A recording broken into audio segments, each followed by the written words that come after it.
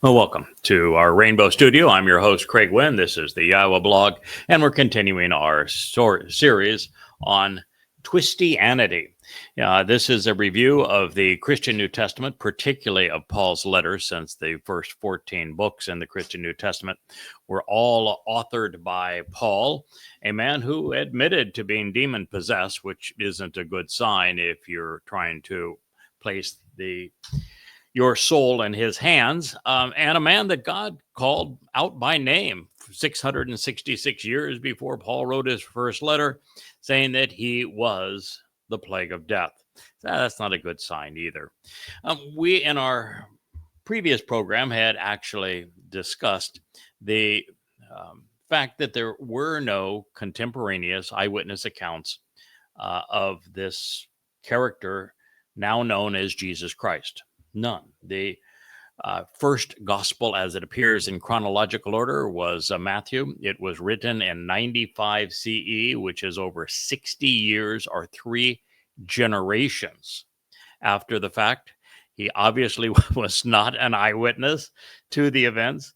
He falsifies his name to create the impression that he was the tax collector disciple. But even in this, 2 of the 3 accounts say that it was a fellow named Levi, not Matthew, so they can't even get that part right. And the fact of the matter is that Matthew is entirely plagiarized. Just shy of 80% of it comes from Mark and Luke, who also were not eyewitnesses, and the last 20% is from the Ebonim, which is a marvelous story in of themselves, but the Ebonim, what they recorded is exceedingly caustic to the Christian religion, so it's not of any help. The fact is that Mark was specifically used by Paul to create the gospel according to Paul. If you're ever wondering, what came first, Mark wasn't even around until Paul was at the end of his career. He tells Timothy and company that he wants them to go find Paul, or should we go find Mark, because he has a specific use for him, and that use was to create the gospel according to Paul. And it's, of course, interesting that there isn't a single citation from gospel Jesus in any one of Paul's letters. Now, isn't that amazing? This guy, he says, man, I'm here to represent Jesus.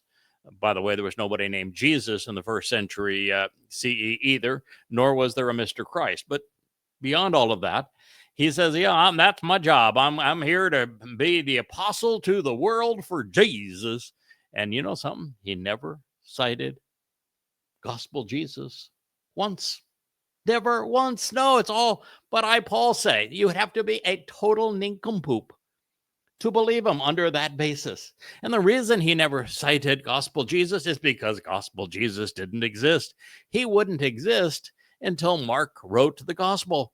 And even gospel is Paul's ploy. He's the one who said he had a gospel. Evangelion was the term that Paul used. And he says that his was different than everyone else's. And if anybody else had a different evangelion, including John, that evangelion was false. So that means that according to Paul, who is the basis of the Christian religion, John wrote a false gospel. Oh, no, by the way, you want to turn to Peter. In his first letter, Paul condemned Peter, condemned him, outright used the word condemned him. That doesn't bode very well either, does it? So the reason that Paul never quotes gospel Jesus is there was no gospel Jesus, and the first gospel didn't exist until 75 CE, 10 years after Paul's death. And then Luke mostly copied Mark, but what he didn't copy from Mark, he plagiarized from pagan lore. The whole story, for example, of John the Baptist comes from the Sibylline oracles, and there was no baptism or baptizing related to anything in Jewish life. It is literally something that was plucked from Roman lore because, well, he wrote the book and the book of Acts in Rome, and the sibling oracles were a huge part of the religious mythology at the time. So that brings us to John. What about John? Surely John was a disciple. Well, we don't have a clue who wrote the book of John. All we know is that it first appeared in Ephesus somewhere around 95 CE.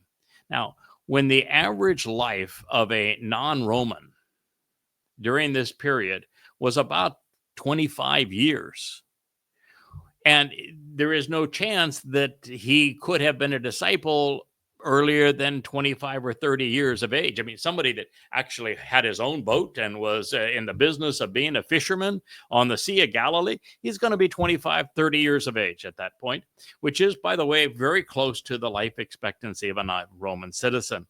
And you want to believe that said guy could go another 60 years? He's going to be 85 years old when he finally says, oh, man, you know, boy, the memory is failing. I better write down what I heard and what I saw 60 years ago. Come on. If you're going to write down what you heard and you saw because you thought it was important, you'd write it down immediately as it was taking place. You're not going to go and say, well, 60 years later, I'm now in Ephesus, which is a really important religious town for the Romans and the Greeks. I think I'll write it down now. I mean, you're out of your mind. And of course, there is nothing which associates the book with this person that is known as John. And of course, there was no John at the time either. There wasn't even a J in any language until the 17th century. Oops. Well, just a modicum of research showed that there is no way to attribute the fourth and final gospel to anyone who might have been in Jerusalem when the events played out between 30 and 33 CE. The gospel, which is a term stolen from Paul, it's actually corrupted from Paul. Paul used the word euangelion, and eu means good or beneficial, and gelion would be message or messenger. So he is presenting himself, Paul is, as the good messenger. It's just Paul's framing of himself. And gospel would be God's spell, as in a curse. So that probably isn't a very good name for your book either. Anyway, the one that is bearing his name now was written in Ephesus sometime around 95 CE, and is obviously too far removed in time and place to have been an eyewitness or even remotely credible.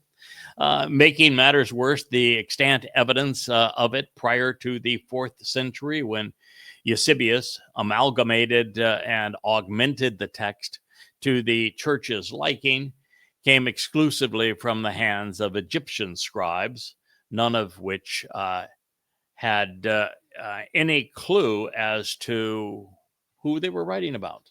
They were just paid to convey what the man that owned the scribatorium wanted.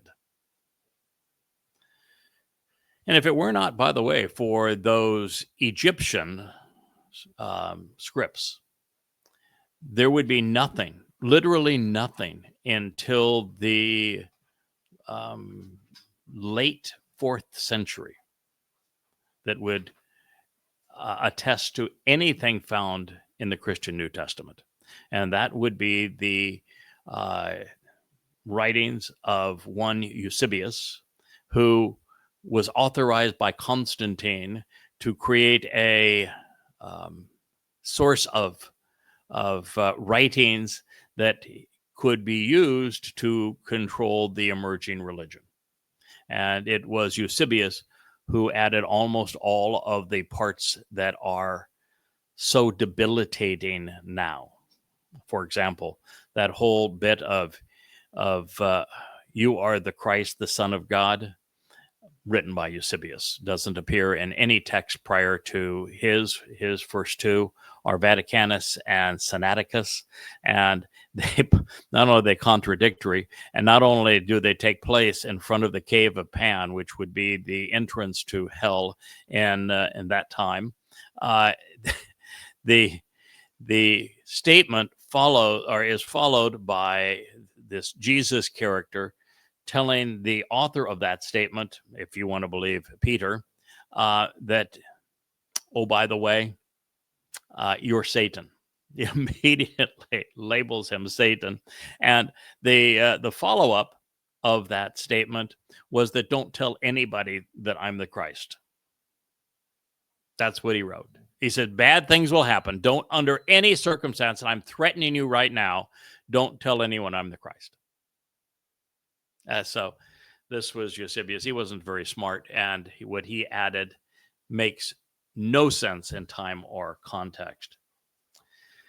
Revelation is also attributed to John, but it must be discarded because it is not only crudely plagiarized, the whole thing is essentially plagiarized, but it relies most heavily on the book of Ezekiel, which is a Babylonian text that I have actually demonstrated is Satan's autobiography and playbook in the Babel series, these two being Abominable and Venomous.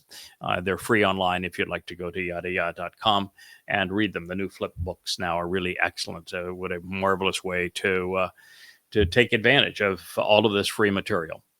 Now, since Revelation doesn't cite its references and passes off some 500 or more paraphrased prophecies as its own, when none of them are, even though they were usurped from Ezekiel, Daniel, Isaiah, and the Psalms, it isn't worth the paper it was written on. It was not received as a vision, as Revelation claims, because it is plagiarized from the other sources, but instead a copy, paste, augment, and pervert strategy. Now, having devoted 80,000 hours these past, well, I think it's now up to 100,000 hours, if I'm going to be completely honest with you, these past now 24 years to accurately translating Yahowah's testimony from the oldest extant sources and then making the proper connections between inspired texts to understand what is being conveyed by the prophets as a collective whole. I can attest that it is a massive undertaking to do so. Many conclusions are readily deduced, while others are clearly affirmed, and some insights are derived over time and then corroborated by further study. The process is akin to developing a picture where some portions come into focus more readily than others, and some remain blurry deep into the process.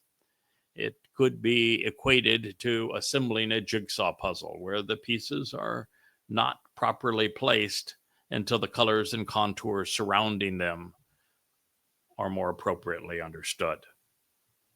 All too often, prior religious conditioning will jaundice and distort our perceptions. As an example, I am now presenting Jesus as a mythical misnomer and crude religious replacement for Dowd, because I am cognizant that our shepherd and king is the Son of God, the Messiah and Savior, as he and his father affirmed, and that makes him Dowd to David. Another example, it wasn't until I was able to prove that the portrayal of Pentecost representing Shabuah and Acts 2 was a colossal fraud, as were Peter's and Paul's failed prophecies regarding, well, Paul's regarding the rapture, but certainly Peter's regarding Pentecost, that I was able to realize that the Shabuah harvest of prominent and mature grain is next to be fulfilled. And it's not trumpets are teruah. That will be fulfilled 8 years from now. At the very closure of time, just 10 days before Yahowah returns with our Messiah and King Dowd.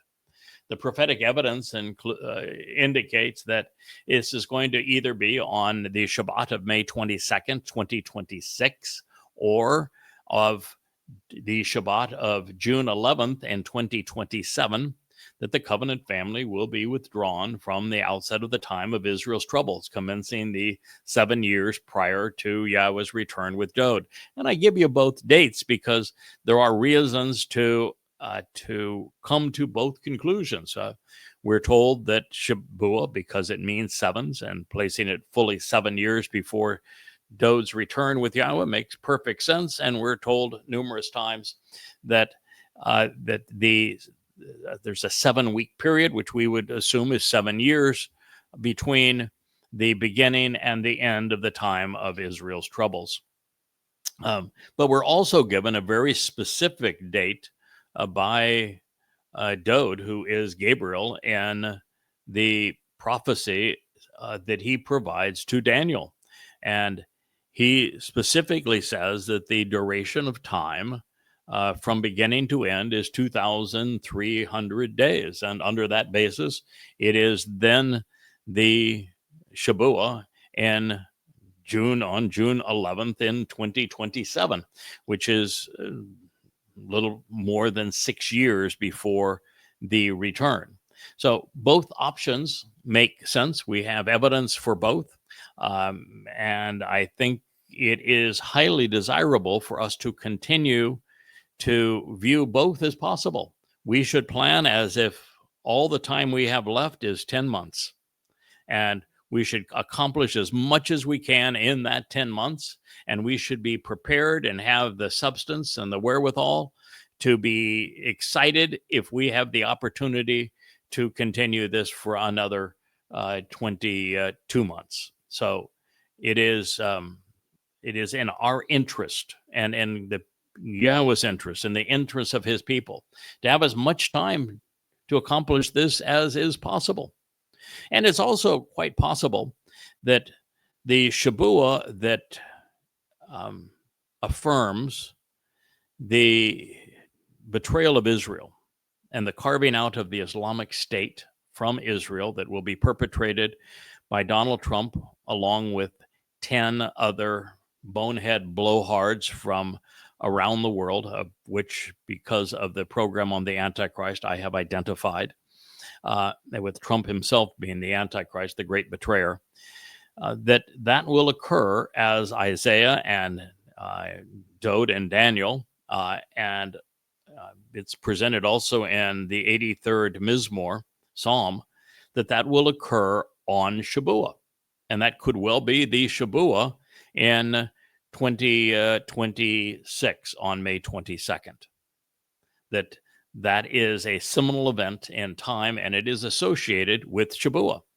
It is also possible that the Shabuah harvest then is on June 11th in 2027, recognizing that it is going to take a little bit of time for the Muslims who are going to be given an Islamic state of terror in the heart of Israel to prepare themselves for Al-Aqsa Flood 2.0, which would then take place the following year after Israel is made vulnerable by the betrayal of its land to the Muslims who have raped them and plundered them, kidnapped them, and murdered them.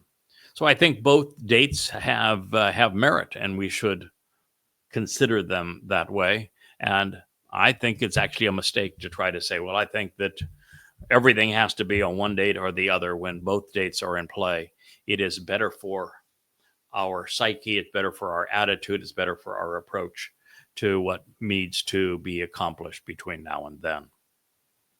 So Israel is very quickly now approaching this time of trouble, and we are nearing the harvest of Shabuah.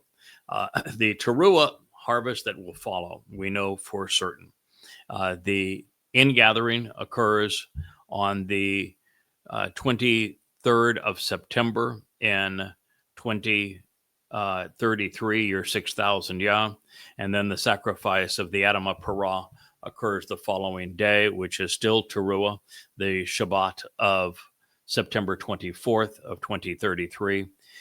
That moment of Towrah is going to initiate the most marvelous period in human history. I've called it the greatest show on earth. There is going to be so much going on at this period. It almost is hard to grasp it all.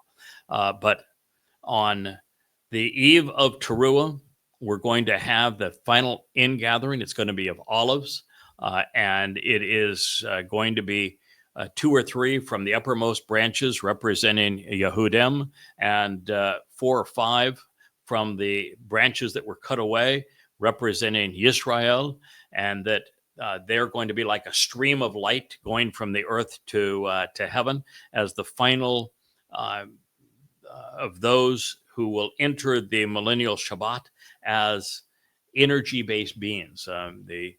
One of the things that all the religions get wrong, including Christianity, is there is no bodily resurrection. That is really stupid. It is counterproductive. You want to go from being limited in a physical body to being a spiritual being akin to light and having your soul be enveloped in light energy, which gives you the opportunity to be perfected, enlightened, emancipated, liberated to travel in time, giving you the ability to journey throughout the universe. Just every aspect of that transformation is important, and that is what's going to happen to those individuals on the evening of Towrah, which is the day of the herald, recognizing that the following day, as the sun rises on Towrah itself, we're going to have an amazing series of events. The Antichrist, who is really the Torahless one, is going to be Donald Trump, who not going to be, he already is demon possessed, but he's demon possessed actually by Satan himself. He's the corporeal manifestation of Satan. He is going to be allowed to kill me as one of the 2 final witnesses, and particularly in the role of the Adamah Parah on that moment, which is the moment I will tell the Malach who have been guarding me and the 7 Ruach who have empowered these insights, enabled these insights, to stand down so that he can take my life, because just as David was crucified by the beast of Rome in 33 CE, in 2033, year 6000 Yah, the ultimate beast himself will take mine. It's not much of a sacrifice, really. I'm not offering anything but my physical body, just as did Dode. My soul obviously survives it, as does my nephesh. And so it is a way, though, that Yahweh symbolically uses it to purge the adulterous woman that is the mortal remnant of Yisrael, so she can be betrothed to her king. But I said this day is really spectacular because the master of ceremonies for this event is going to be Elia, known as Elijah. He has returned for the occasion. Yahweh himself is going to light the fires and provide this upwelling of water beneath the Temple Mount. By the way, it's all going to take place on the Temple Mount, already purged of the Dome of the Rock and Alaska Mosque. It's going to have a replica of the tent of the Restoring Witness there as well. And it is Yahweh that's going to ignite the fires and release the waters that create this purging effect and cleansing effect for his people. But those fires are also going to incinerate all of those who have come to rape and plunder Jews. So this will be the end of Islamic jihadism. And it will also incinerate those who have remained religious and political to the very end. Now, what will be particularly remarkable about this day as well is that not only do the flames devour everything around the Temple Mount, purging them of all religiosity and politics and militarism, and the people who have championed these things, while cleansing and purging the final remnant of Yisrael on the edges of the Temple Mount, if you will. You're also going to see the earth terraformed to the conditions that existed in Eden. And all the while, there are going to be 4 chariots, which are spiritual chariots. The red one has the Adamah, red, productive bull, Parah, which is going to stay in Jerusalem because, well, he's the sacrifice for this day, for this Moed Mikre. But there is a black and white chariot that goes out to canvass the world on behalf of God's people, Israel and Yehudim. And if you end up in the black one because you're still dressed in black religious garb, well, you're going to your own funeral.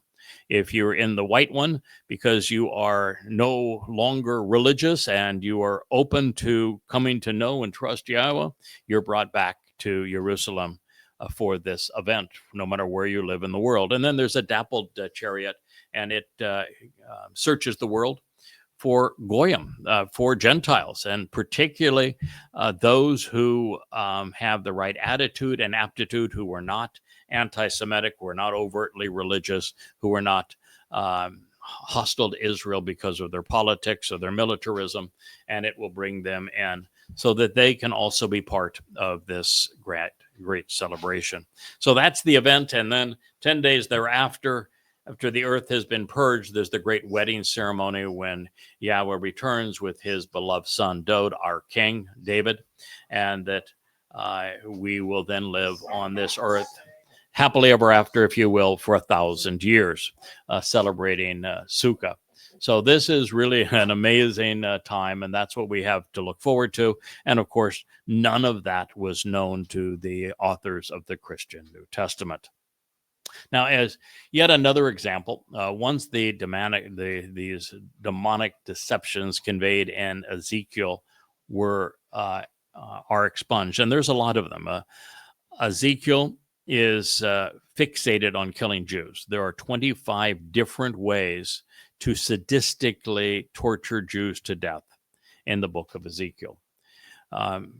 Being consistent with the last three demon-possessed representatives of Satan, Paul, Mohammed, and now Donald Trump, there are two hideous and incestuous rape scenes presented in Ezekiel, and they are grotesque. The other part of Ezekiel that is just so fascinating for those who are in the know is the book concludes with Measure Man. This is a real estate developer that has a copper or orangey color, who likes to build grand edifices in the most important places with naming rights. If you know somebody like that, then you probably are aware of the Donald, as I call him, Donald Dumpster. He is that man. Ezekiel, that's not Ezekiel, but Satan speaking through Ezekiel describes him perfectly. And that is the whole story of that monstrous temple that is in his mind to create. Of course, he will not be able to do it.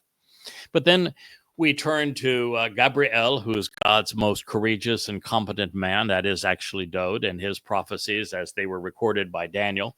As we have shared in the Antichrist series upstairs, they are really extraordinary. We're still in the midst of them. We have a lot more to share in our library studio regarding what Dod as Gabriel had to say to Daniel. And he describes everything, including the exact moment that he would come into Jerusalem and fulfill Chag Matzah. He describes the events of the last 7 years as well.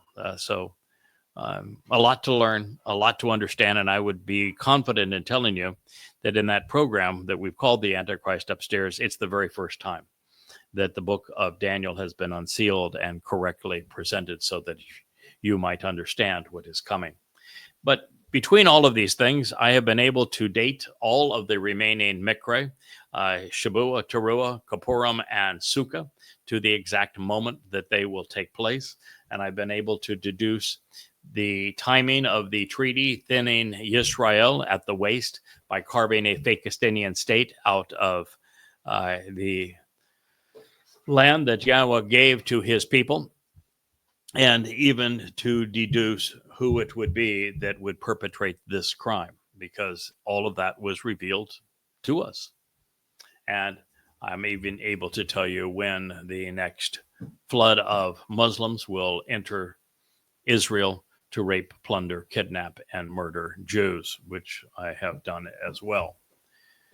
Now, it is only with a receptive mind cleared of religious clutter that the diligent study of correctly translated prophetic text viewed as a collective whole yields an acceptable result. And because we never stop learning and deducing insightful correlations as the result of being a witness, I must be diligent also in correcting the record when we find evidence which leads to a more universally acceptable solution to the puzzle that has confused so many over the years. And that explains why I am, or I have, rewritten Questioning Paul numerous times and then turned it into the 5 volumes of Twistianity. And again, the 5 volumes of Twistianity are all free in their entirety for you at YAHOWAH.com. It's a beautiful new presentation of the website integrated with the YAHOWAH blog and presenting these books in on a page turner format that is really, really well done. Exceedingly easy to read, whether you're on a tablet, laptop, full screen monitor, television, or on your cell phone. In fact, it's perfectly framed for a cell phone viewing, which is how between 55 and 65% of people will access our presentation of God's testimony. So as I've shared previously, Mark is entirely hearsay because he didn't witness a single event addressed in his book. It not only ends oddly with the disappearance of Iesu or Christu, whichever you want to call him. There was obviously no Jesus back prior to the invention of the J, and the us is a Greek ending so that it has some similarity to Zeus.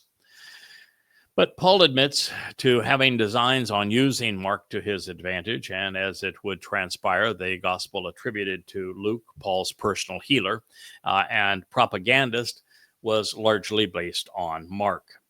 And what it adds to it should be considered fables on the level of Homer's Odyssey. In fact, if you read it with that in mind, you'll see where he has brought in pagan terminology, particularly early in the book. The current order of the New Testament, as arranged and augmented by Eusebius and his church, creates the false impressions that the initial 4 portrayals of the life of mythical Jesus were written by eyewitnesses and that they came first, before Luke's portrayal of Paul's life in Acts and then Shaul's 14 letters. But the inverse of both presumptions is actually true, and that Paul's epistles preceded the Gospels, and all 14 were written before there was a single Gospel. And then the first was Mark, followed by Luke in 75 CE, 40 years or 2 generations after the fact, by people who absolutely and unequivocally were not eyewitnesses. But you say, what about Josephus? Josephus, he attributed that there was a person named Jesus Christ. No, he didn't. No, he didn't, as a matter of fact. First of all, we don't have a copy of what Josephus wrote in Greek prior to the 9th century. 800 years after the fact. We have scattering pieces of what he wrote translated into Latin, where the name would not have been Iesu Christu, that date to the 5th, 6th century, hundreds of years after the fact. And Josephus could not have been an eyewitness. Do you know why I know that Josephus could not be an eyewitness?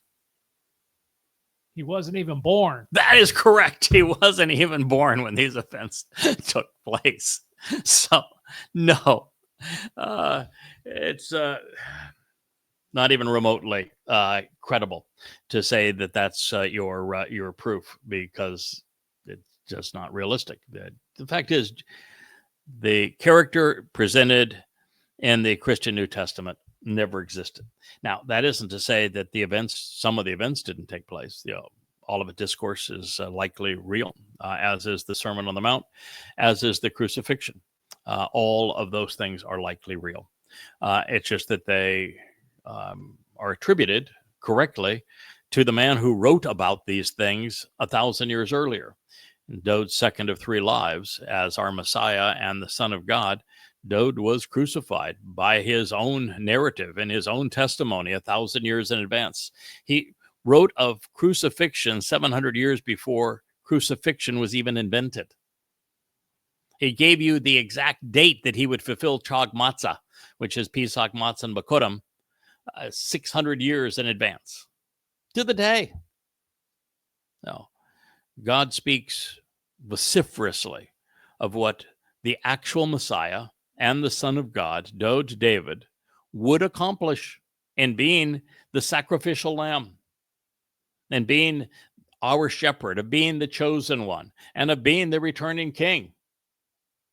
And God even goes so far to say that if you make a claim, like the claim of Jesus, that robs his son of his names and credibility and accolades, that you're calling God a liar.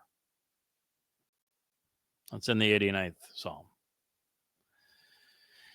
So the fact is that Paul is the author of Christianity, and that his epistles, jaundiced as they are, preceded the eyewitness. There are all there are, because even he was not an eyewitness to the events and gospel Jesus's life, because, first of all, there was no gospel Jesus, and second of all, he was not even around at the time. So no, there's nothing here that's credible.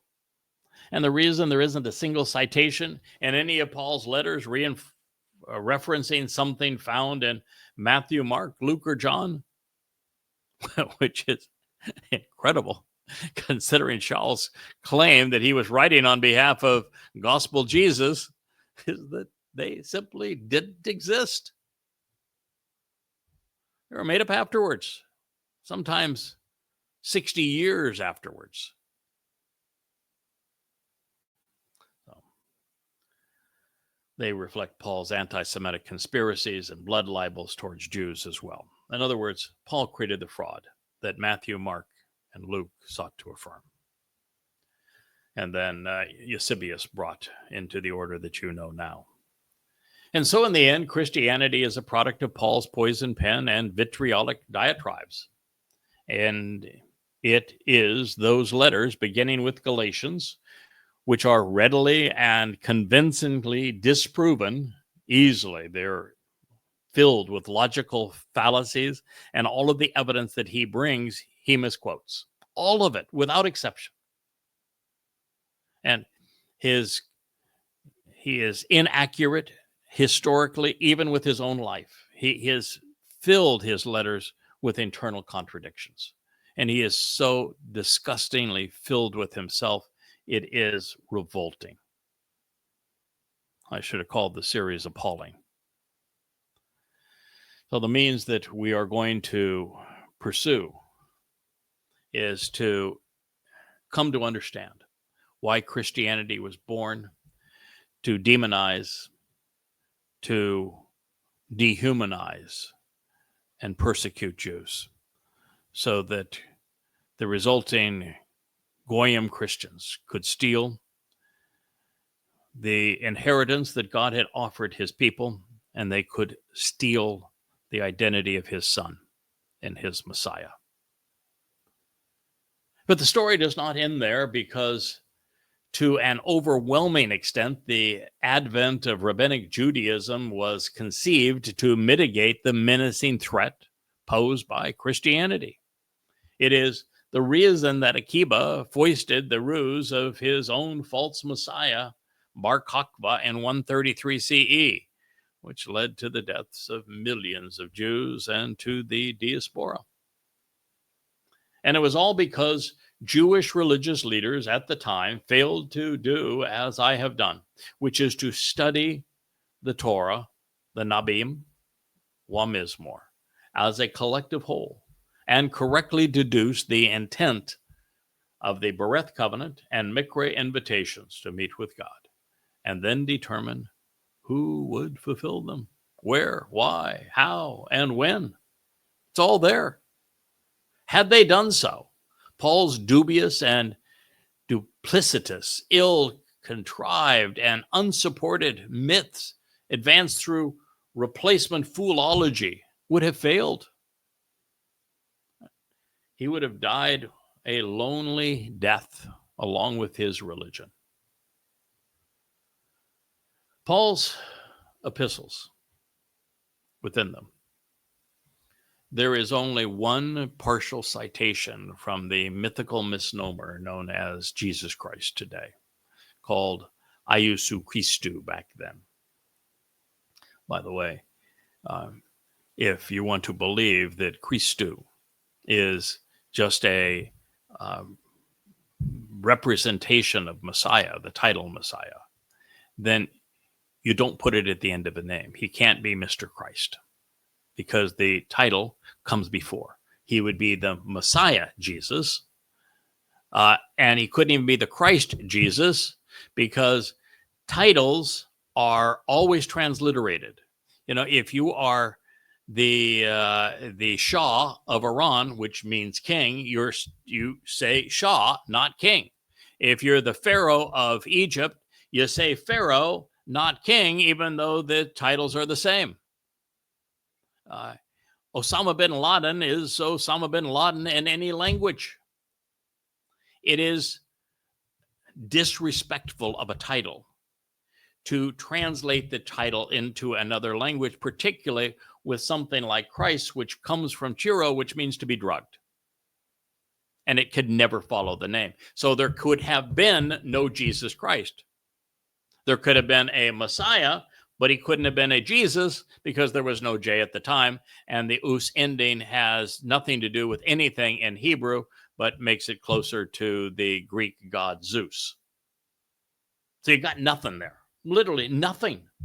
There was no person with a name anywhere close to Jesus in the first century. And there was no Mr. Christ. Couldn't have been. Impossible. Disrespectful of the whole concept of being a descendant of the tribe of Yehudah. And even when you know Yehud, the first thing you know is that it's based on Yahweh's name and Dod's name. Therefore, you can't have a Jesus that replaces Dod. Right? Just the name alone is enough to destroy the entire myth of Christianity. So here we are. The only person, by the way, the only time that there is a prophecy about an arriving Messiah, you know, they talk about messianic prophecies. There's only one. It's given by Dod. When you read Gabriel, read the text and think. Every time that he is mentioned, we are told that he is a man, that he came as a man. He's not an angel, much less an archangel. He's a man. And Gabriel is from Gabor, which means human, strong human. And Gabor means mighty, capable, courageous, competent man. And with the L at the end, it's the most courageous and competent man of God. He's Dod. Dod is the one who served as the prophet. And he is the only one that actually speaks of a messianic prophecy, if you will, although there is no definite article. So it's not the Messiah. And it is Mashiach is the term that he uses. And he uses it twice in one sentence.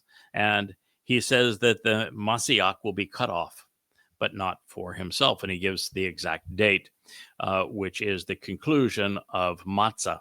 Why did he give the date that is the conclusion of Matzah some 600 years in advance? Because he wasn't cut off on Passover. He was cut off on Matzah. And he gave the date for the conclusion of Matzah. You can't have a Jesus because there is no Matzah in Christianity. They don't even have a clue as to what Passover represents. Passover opens the door to life, but guess what doesn't happen on Passover? The damn lamb doesn't come back to life, idiots. So there can be no resurrection if he is the Passover lamb. And having eternal life, but not being perfected by God, is an eternity in Sheol. So it's really counterproductive unless you celebrate matzah, which is why Passover is part of matzah. It's not the other way around. And between the rabbis and the Christians, you got no concept what matzah is, which is the time that Dod's soul carried our guilt into Sheol to deposit it there so it would never be seen again. But because there is no matzah in Christianity, and you don't know when he was cut off, that is when he was cut off from the living to go to the place of separation and even cut off from God. You've got no clue what it is. That messianic prophecy can't pertain to your guy. There's just nothing here that gives you anything to go on. You know how many prophecies there are about a Jesus and the Torah prophets and Psalms? Zero. There's not one. Do you know how many there are about a Christ and the Torah prophets and Psalms? Do you know how many are about a virgin birth? Zero. Correct. You know how many there are about a resurrection? Zero. How many are there about a New Testament? Zero. Not a word of this. I mean, you got nothing. I mean, literally nothing. This is the dumbest religion. Well, dumbest religion, that's saying a lot. I mean, Scientology is pretty dumb, and Islam is really, really, really dumb. But for a religion that permeated among the Romans and the Greeks, who were supposed to, be smart, this is really dumb and exceedingly easy to disprove. So there are no accurate quotations from Yahweh's Torah. Not one. Not a single accurate translation or quotation from the prophets or the Psalms either. Every time that anywhere in the Christian New Testament, but particularly in Paul's letter, that he quote mines, he pulls something out of context, he truncates it, and he misrepresents it such that he claims that it says the opposite of what it actually does in the Hebrew text and in the context of the message. The opposite, 100% of the time. So you can't represent God if you constantly misquote him. And oh, by the way, the basic theme of Paul is that God's plan, which was given in the Torah, a God whose name I don't know and I've never used, by the way, this would be Paul speaking, whose name I don't know and have never used, that is responsible for the Torah, that his plan couldn't save anybody. So he realized that since his plan couldn't save anybody, he needed somebody else to come up with a new plan. And so he authorized me, Paul, who I have admitted that I'm a sexual pervert and that I was out murdering those who actually recognized the actual Messiah, that I, Paul, would be given the opportunity to contradict God, to tell him his plan was for crap and that he couldn't save anybody. And yet me, Paul, is going to come up with a plan to save everybody. All you got to do is believe me. I mean, that's got to be the dumbest idea of all dumb ideas. Do you think God authorized a person to contradict him? To demean his Torah? To demean his Moed Mikre? To demean his covenant? To demean his prophets? To demean his son? Well, if you do, you're a Christian. The fact is, Paul's letters contain Paul's opinions. And he was openly and consistently willing to misrepresent the word of God, to give his delusions a veneer of divine sanction. And of course, he was so egotistical that he knew he could tell you, he could admit in his second letter to the Corinthians that he was demon possessed, and you'd still believe him. Well, in this light, you may have noticed that in the 4 Galatian passages that I cited on the opening programs as part of Appalling Twistianity, that Charles' thoughts were poorly conveyed. that he opened the door to a wide variety of interpretations, none of which were valid. His citations were all misquoted, every one of them. They were all taken out of context. And then they were all twisted to convey the opposite of God's intent. Shaul's reasoning was flawed, and much of what he said was historically inaccurate, frankly. It's insulting to suggest that God inspired anything he wrote. Now, to understand any message, we must approach and consider it in context. That's why when I wrote my 5 volumes on Islam, the first thing I did is realize that the Quran is a jumbled mess. It has no context. It has no chronology. It's as if a tornado went over a junkyard, and where all the pieces fell, that's how they were cobbled together. So I realized that there were 2 historical texts that were the first collected from Muhammad and his militants, and I used them to reorder the Quran chronologically, set in the context of Muhammad's life so the book could be understood. That's how goddamn religion was written. In the case of Paul's letters, the best way to understand them is in the context of Paul's life. And we do that throughout this series called Twistianity. I would also tell you that when reviewing what Paul quote mined from the Torah, prophets, and Psalms, I don't go along with his ploy, which is let's remove it from context so that we can give a false impression. No, we're going to review, when we get to it, every statement that he stole and misappropriated in its original context so that you would know that God was saying exactly the opposite of what Paul claims consistently. He wanted to create an invalid impression. It is how the church justifies religious doctrines which are contrary to the Torah. And they get by with their sleight of hand because most Christians are unwilling to compare their clerical pontifications to the statements from God, which are universally opposed to them. Most are not even willing to check the context of the discussions from which the snippets were mined to see if the intended meanings were altered by this extraction. And ironically, Christians seem content to believe that this strategy of quote mining is appropriate. That is, unless it is used against them, and then they cry foul. You have documented virtually every logical fallacy technique. Yes. And assigned those to Paul specifically, and you've given perfect examples of those techniques. Mm-hmm. Yes, he's fallacious. He's a total fraud. He is. And it's one thing to be a fraud. You know, there's lots of frauds in the world. I had a kid here that I treated like a son that stole $27,000 from me. He was a fraud. That's bad. But Paul didn't steal from me. He stole from God.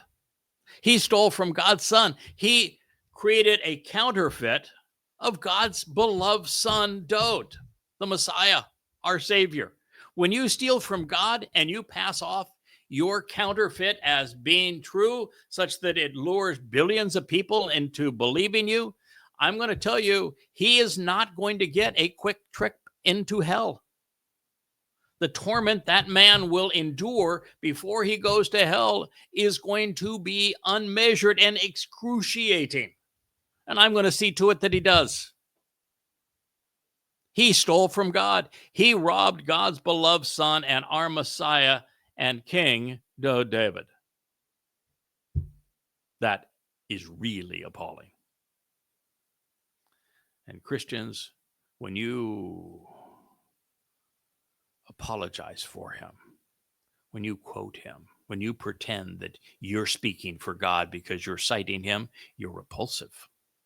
You're disgusting to God. You're spitting in God's face.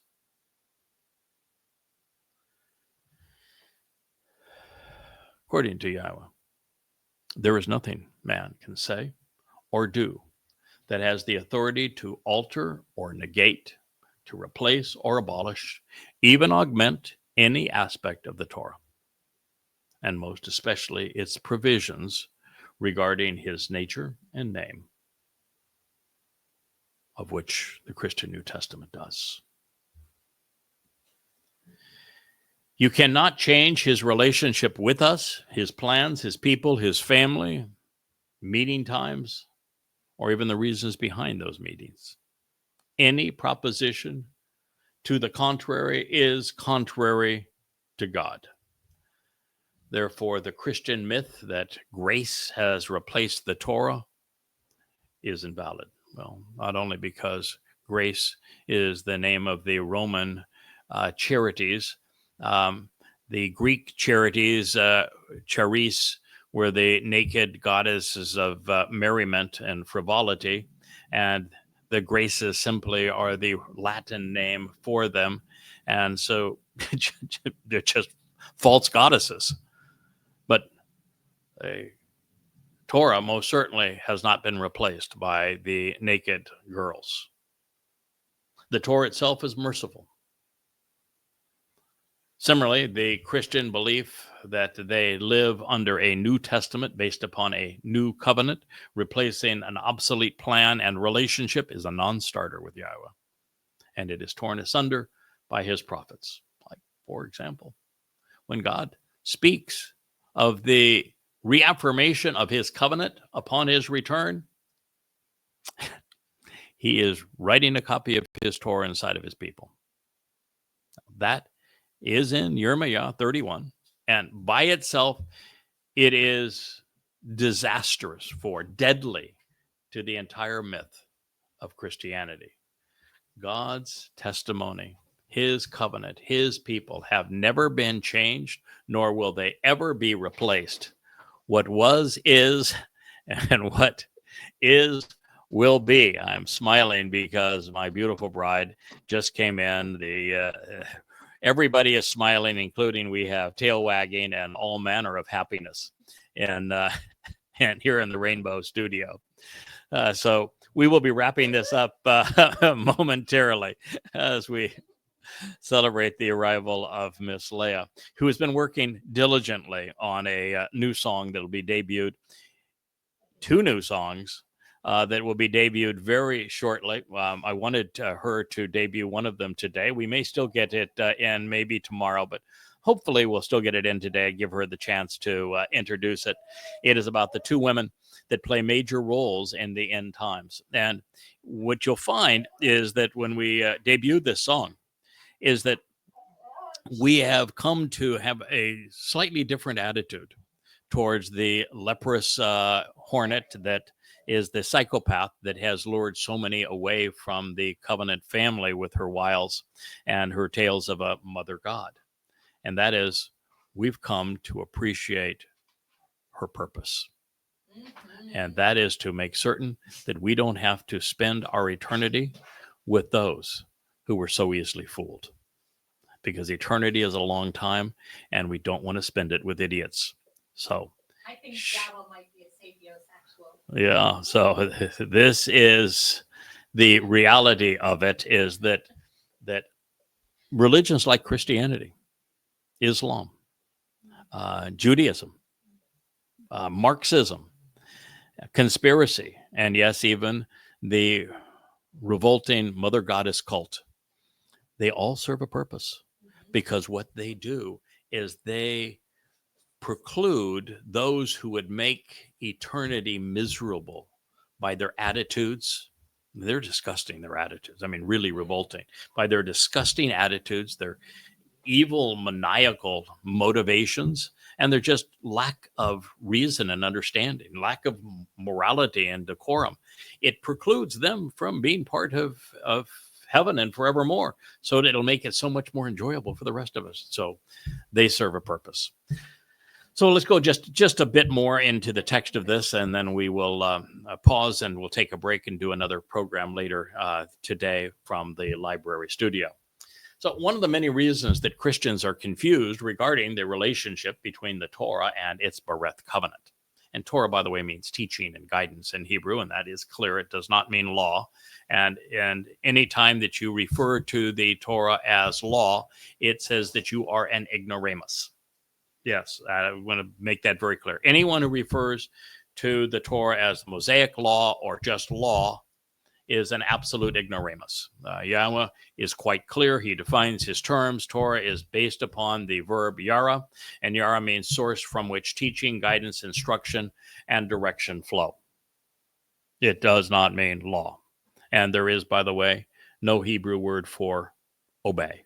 When you see obey in a religious publication of your Bible, which, by the way, is a very pagan term. It's based upon Babel, which means to confound and confuse by intermixing truth and lies. It is actually the Hebrew word shema, and shema means to listen, not to obey. God doesn't have a Hebrew word for obey. Anyway, this notion that was the result of Paul's letters was his proposition that there were two covenants, with a new one established as a result of his letters. And of course, he actually says that the old one was with Hagar and therefore enslaved, when Yahweh said exactly the opposite. He sent Hagar off to Neverland in the desert and said, man, you're out of here, and so is your son. Go away. You're not part of the covenant. So Paul lied on this and everything else. This polarization was based upon an outright fraud, with Paul's claiming that the Torah's covenant was something which was of the flesh and enslaved, where his covenant was new and sparkly and based on faith. You know what God has to say about faith? Nothing. He doesn't want you to believe him. He has no interest whatsoever in anyone believing him. You can either take the time to know him or go away. When you know, there is no reason to believe. When you don't know, you have to believe. Pretty much that simple. Anyway, Galatians 4:21 through 25, which we'll get to in considerable detail, is the place where I don't care who you are. If you've got 1 ounce of integrity that's part of your nature, and you listen to what Paul had to say about the Torah's covenant, you're going to puke, and you will not be a Christian again. There is no way that a rational person can hear what Paul wrote about the covenant as it's presented in the Torah, and then as he represents it in Galatians in the 4th chapter, 21 through 25, and remain a Christian. Cannot be done.